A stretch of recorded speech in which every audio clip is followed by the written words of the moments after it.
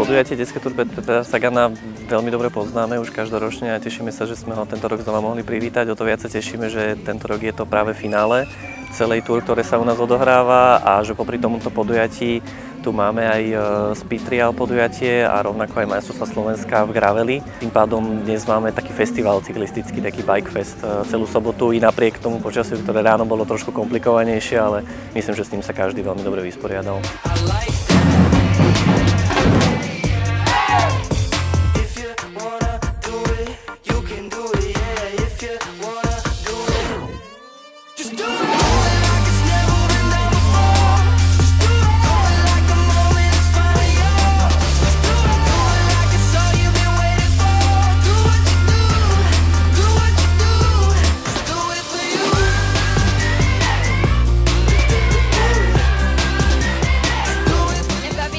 Že sú tam aj výjazdy, aj akože kopce a že nikdy neviete, ako to dopadne. Sú tam všelijaké rôzne terény a vždy je to zábava.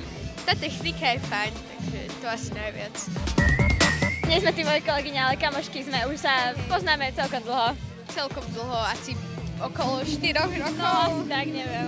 Tak na detskej túr sme sa zoznamili.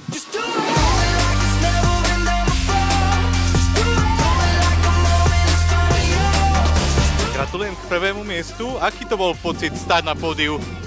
Dobrý. Páčilo sa ti to tam? Áno. Na detskej túr sa ti čo tak najviac páči?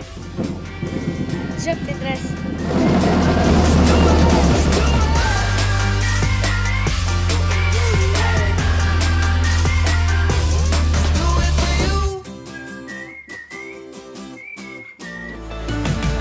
Skvelé, dokonalá, fantastická, výborná.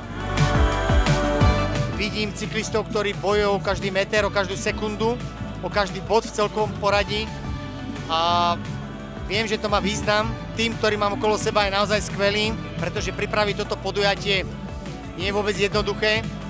Takže teším sa z toho, tak ako som sa tešil pri prvom ročníku, tak aj teraz.